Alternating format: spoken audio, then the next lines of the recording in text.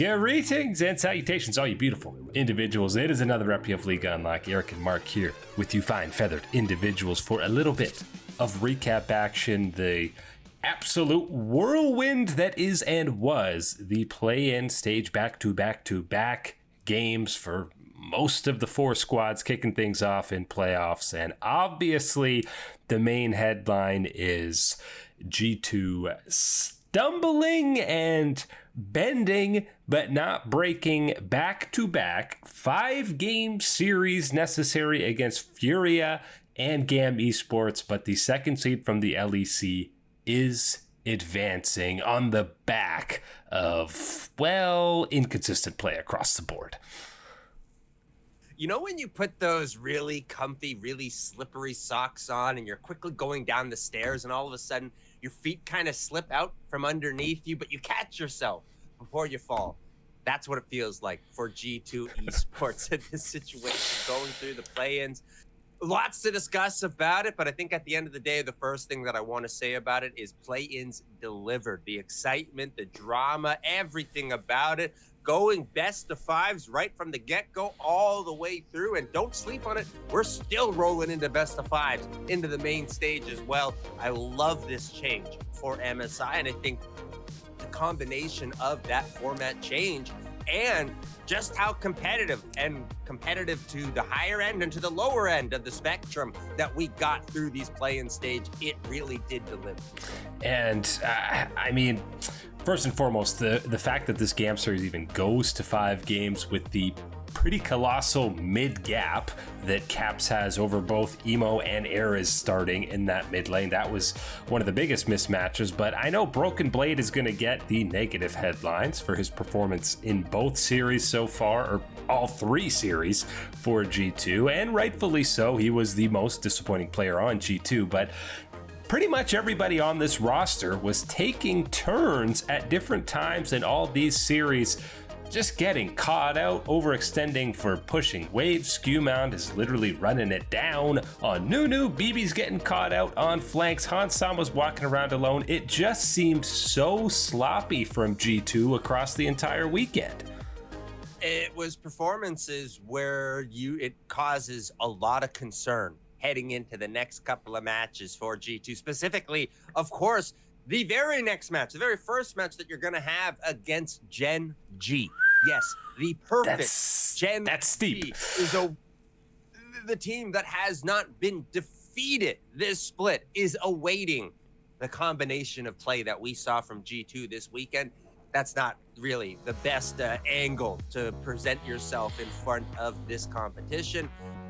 There's a lot to discuss about these individual mistakes, I think, with G2, and you can go into some specifics within the matchups, within those individual moments and these type of things. But at the end of the day, you can come to that conclusion. It doesn't take a real genius to say those have to be cleaned up, because there are enough positive plays that G2 is making to get yourself involved, to be in these games, in a series, in against teams that are going to be more lethal, a higher potential threat type of situation. But if you are making those same mistakes that we are seeing be costly against Furia, against GAM, well, they're just going to be even more of an expense against you when you're rolling up against Gen G. And listen, I think you heard Skewmond after this talking about play-in stage was probably the best thing that could happen for them to ease into this tournament, to, let's face it, be able to make these mistakes that they made against GAM and Furia, because as we saw against BLG, you make the mistakes against them and it is a swift 3-0, and they would probably already be going home if they played at this level in that main stage. So G2 is a team that we've seen turn things around quickly as they're warmed up and play off into the level of their competition, which will mean leveling up about 55 degrees if they hope to do anything against Gen G in the next series. But there's still hope for them, and let's give credit where the credit is due, because both Furia and GAM absolutely showed up in these first couple of rounds, especially Kiaya and Levi had some fantastic moments, and even the bot lane, Artemis and Elio, they're getting 2v2 kills against Hans and Mickey. Or not Mickey, well, Labrov, sorry.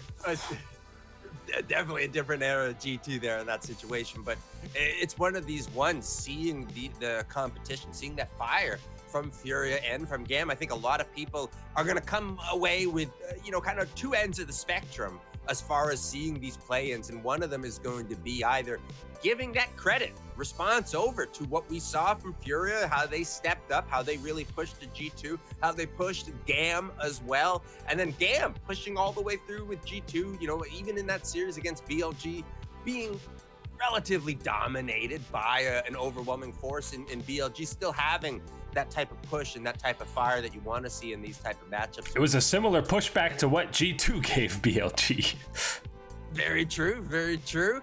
And I think at the end of the day, people are going to be very impressed with these play-in stage teams. And then you're also going to have to be taking away, is it G2 is more so down with these lower level, with what you assume and kind of evaluate out as Furia and GAM, or are they just simply one little step above them where they get to this next part of the MSI event? I think there's somewhere in between is the real answer, but that's obviously going to change and depend on how you're evaluating various aspects of the performances we've seen.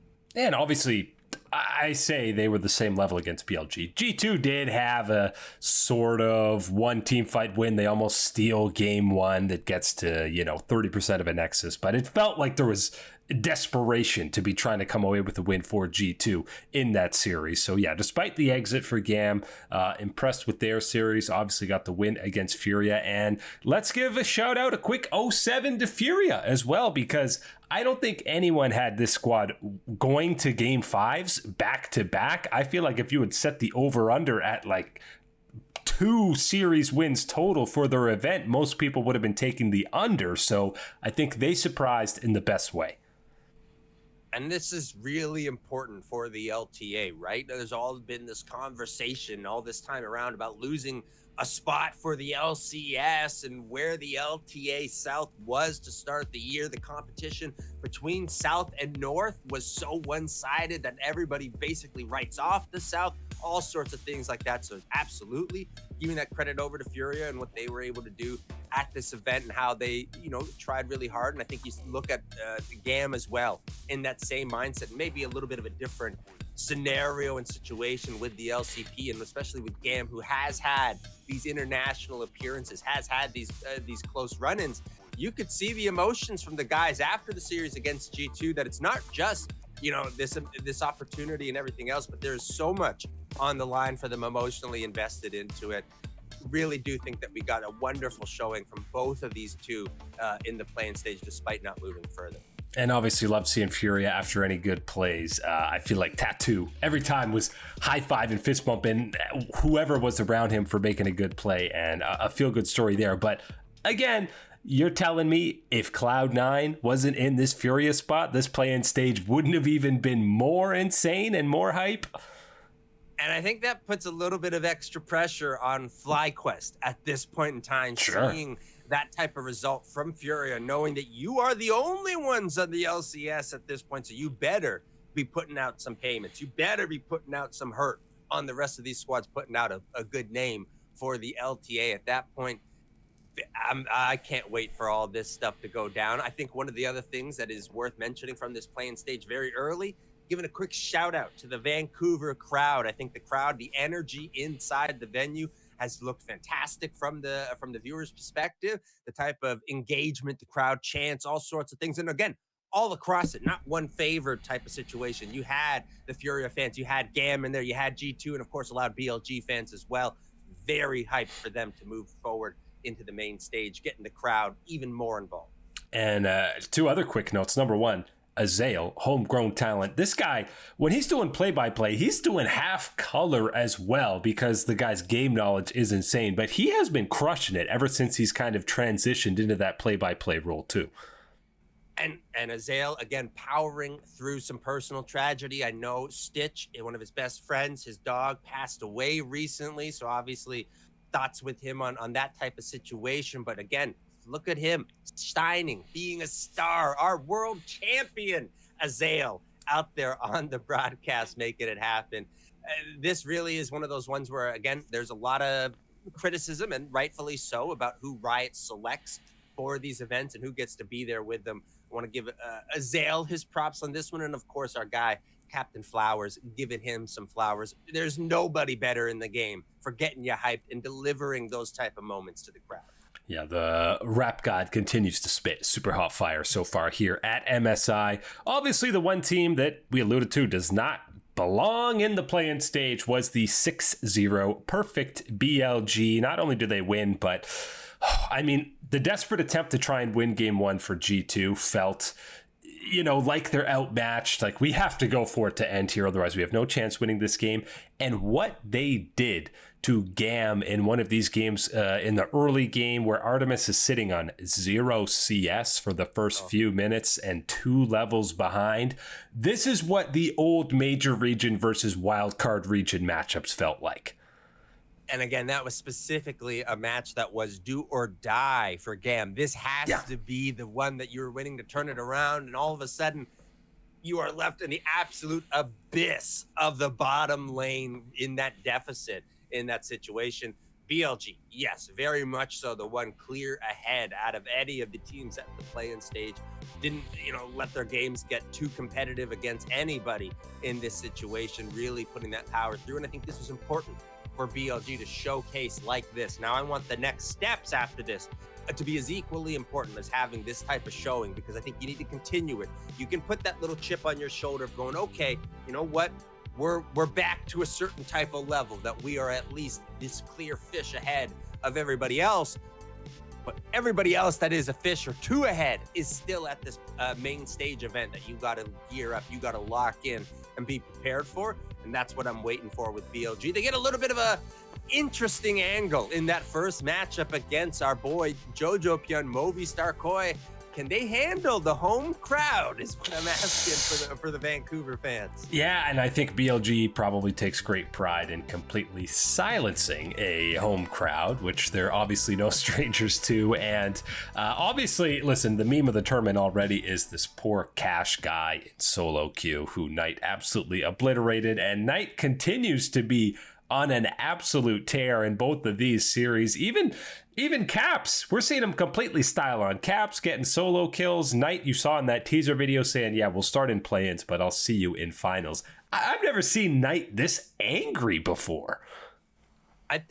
This is a good evolution for him, and especially one that a lot of people might have been asking, might have been demanding from him after the Game 5 loss to T1 in the World Championship. Of course, we all, you know, can go back through that series and examine it and go through the historic moments of it. But for a guy like Knight to rebound from it, to return with BLG and run it back and have this type of attitude of it, that's what you want to be seeing from your superstar mid laner of the LPL, and especially seeing the performances, hearing about it, knowing the solo queue heading into the event, and then seeing it right on main stage here through the play-ins.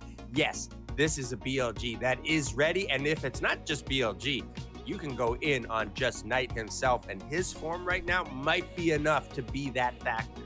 I mean, Knight's form, we saw Bin pulling around 1v2s, solo kills, kind of single-handedly winning games around first turrets. And the way Beishuan played around side his bot lane in the very early game speaks to they're in sync right now. BLG, it felt like more than we saw in the LPL. I know the competition is a little bit less than a squad like Anyone's Legend, who they lost to back-to-back times. But now all of a sudden, you're going towards that bracket stage and you're saying, yeah, BLG are going to be favorites against that top seed from the LEC, despite coming from play-ins, and pretty big favorites probably. Taken, you know, a pretty shocking type of performance or disappointment to be looking at BLG in any other type of different light. But this is certainly one where I think BLG can shine that light, shine that victor on themselves and say, you know what? We should be favorites. We should be confident in ourselves heading in to any match against any of these guys, even if you do go in the history of Anyone's Legend, even if you do have the perfect record of a Gen G type of situation. Having these type of performances, having this type of energy behind you, these are the type of things that can lead to that type of confidence for a team that, you know, feeds off of confidence in a way like BLG does. So obviously a G2 Gen G matchup looks a bit doom and gloom for the Western side, and FlyQuest versus AL, you're going, wow, that's the LPL champions who just beat BLG twice. But I do think Anyone's Legend is a better matchup for FlyQuest than a squad like BLG, than probably either of the LCK squads. And that's because Flandre, as you know, much praise as we've been giving him, I don't see him slapping Bwipo around like somebody like Bin would do, or Keen on Gen G, and Tarzan being kind of the X factor for Anyone's Legend. Inspired is probably the best player in the West right now, and that's a matchup that I don't see him crumbling to. So on paper, FlyQuest has an opportunity to get the upset in this set.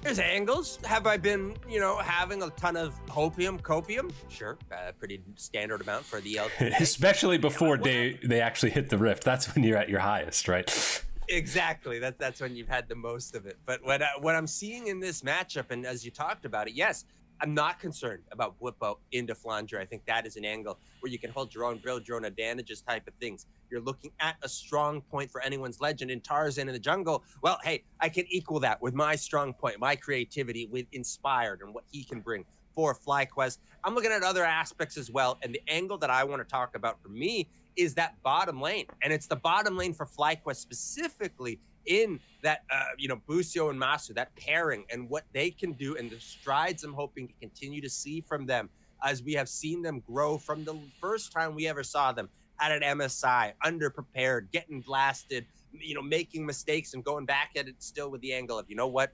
We are learning. I'm going to learn from this. I will be better prepared. And we saw that the next time around. Let's see it this time around. And I'm betting on it being an angle that can provide a bit of different firepower for this FlyQuest team into a matchup against Anyone's Legend. And this is an opportunity for Masu specifically. Obviously, now this is going to be his third international experience, and we're going to see where he falls, because we had the disappointing MSI, and then people were calling him the chosen one during that Worlds run. So now a third opportunity, we see where does he fit in between that spectrum? Is he going to completely level up to what we saw domestically, or is he going to regress against some of these best bot lanes in the world? So absolutely a big opportunity for them. The other matchup we haven't alluded to, T1 versus CFO. Actually a very interesting one. I know T1 will be favorites despite CFO being the more consistent team by far domestically throughout the entire year. And if CFO comes away with the win here, they will be, everyone will finally be taking them seriously. I don't think there's any way possible that T1 wasn't going to be favored in this matchup. Whatever reasoning, whatever name power that it is that brings to it, T1 was going to have that advantage. But you're right. It is a heck of a lot closer than a lot of people would be led to believe, especially with what we have seen from CFO throughout the entirety, not just obviously recent history of this split, but go through the entirety of this year. They have been a dominant force in the LCP, and certainly one that has had enough to happen on the international stage. Very much so. Expecting to see them push this T1 right out of the very gates and be one of these matchups that does go the distance. Again, best of fives right away, lock right into it. And I'm betting you that this T1 one is going to have a little bit of extra legs, a little bit of extra chances in this one. Western squads and all the other matchups, wouldn't be shocked if we're looking at 3-0s. The T1 CFO one, I'm guaranteeing not a 3-0 either way. CFO's putting up something to get a win against T1. Was a little bit of news outside of MSI. They didn't steal all the action over the weekend because we got to talk about it. It's wacky off-season. Fnatic. Humanoid has not won a title since he's been there and has often been the guy we've been criticizing. Everyone's been criticizing. I don't think anyone has issues with the mid lane change coming for Fnatic. But T1 Poby, the 19-year-old, being the guy who sounds like has a verbal agreement to be joining the squad for Split 3. That is a guy who doesn't speak English joining a squad without any other Koreans. There's no Koreans on the coaching staff, and to just drop him into Split 3, I'm not sure that's the solution. There's nothing that makes more sense for Fnatic than to do the completely nonsensical option out here. And the choice is everybody, ourselves included, was on board with the situation of maybe moving off of humanoid. You know, there's still maybe still some percentage of uncertainty whether they would do this type of move, this type of action. Maybe something different, fresh breath, whatever, change it up, find something. Finding Poby wasn't exactly the answer anybody was pointing towards. I don't necessarily think that this is going to be a player that can offer the extreme highs that you need or want from an import stepping into the LEC, especially in that ultra premium position of the mid lane. And when you look around what the rest of the LEC teams have been able to do around the ERL system and to bring up new talent and find new stars for their teams, I don't know if digging around in the Poby drawer was exactly the answer that anybody, especially Fnatic faithful, would have put forward first.